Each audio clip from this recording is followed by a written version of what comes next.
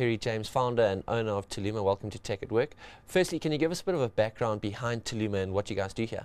Okay, so Tuluma is a digital marketing agency, really specializing in assisting businesses to unlock the potential that the internet has to offer as a marketing platform. We work very closely with our clients in understanding their business and what value it is that they offer. And by doing this, we're able to put them in front of their relevant target audience. So basically put, we help your customers find your business through the internet. In this day and age, how important is it for businesses to have an online presence? In my opinion, it's extremely important. In this day and age, with where the internet's at, any business that doesn't have an online presence is really bordering on becoming irrelevant. That's how I see it. The internet, the online community is growing. With obviously things like the reduction of costs on internet speed and internet getting faster. There's really more and more people coming onto the internet. To put it into even more perspective, 33% of the globe is actually connected to the internet. So that's a massive, massive audience. We know that online advertising sales are up. They're continually increasing, while traditional print advertising is on the decline. We also know that that it won't be long before the advertising revenue spend will actually outperform traditional print advertising. So that's obviously quite key to be aware of. So online spend from an e-commerce point of view is continually increasing year on year. And one of the figures that's kind of predicted for 2014 is that total spend online will be in the region of about $350 billion US. So I mean, these are massive numbers.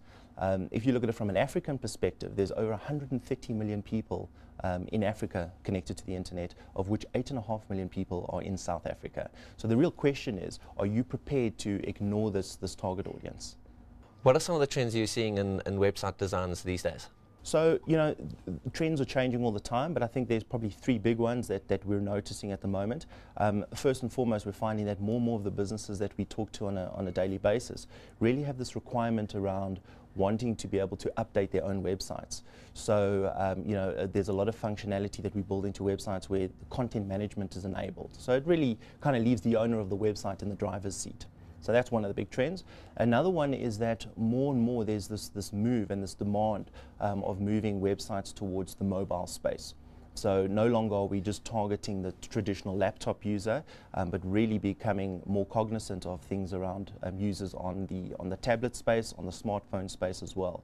And then thirdly, but probably most importantly in our space, is that there's more of an increase of demand around businesses being found through the internet.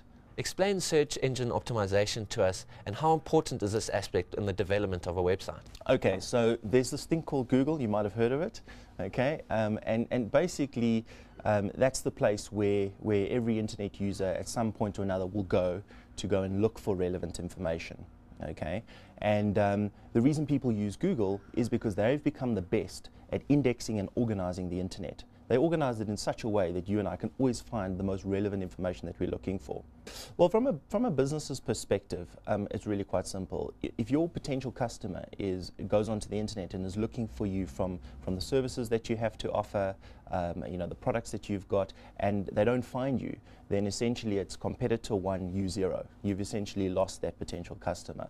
So from a business point of view and a business perspective, it's extremely imperative that any website that's being developed and published online is being built with search engine optimization in mind.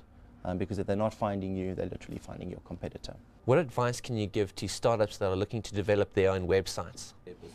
So, first and foremost, it's very important that you get into the know. So do your own homework. Don't just rely on companies like us to guide you, but really, get out there and start to research your own information. Look at your competitors. They're the best source of information, and the really good competitors and the smart ones are already online. So look at what they're doing from a website point of view. Look at what information they're providing. Take the good, kind of leave the bad. Those are obviously very key things to consider. You want to be very clear about your value proposition. So what it is that you as a business bring to the party and what differentiates you from your competitors, because that's very, very important to highlight. Okay. Become social. There's so many businesses that we speak to on a daily basis that are literally terrified of embracing social media, using things like Facebook, LinkedIn, and Twitter. and they're saying, well, what do I do with it? How do I use it? Or, you know, or not even wanting to use it. And I believe that it's a critical part of any internet marketing campaign is be on these social media networks, understand how they work, and use them to really keep up to date with the trends of what's going on, you know, from an online point of view. Very, very important. We are seeing more and more of these do-it-yourself website kits. What are your views on them, and how are they affecting your business?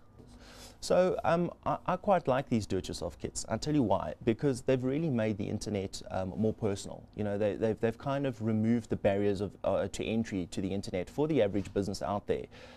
So I think they're great. You know, the challenge with any kind of do-it-yourself program is that typically, you know, once you embark on it, you find out just how difficult and how challenging and tricky things can actually be.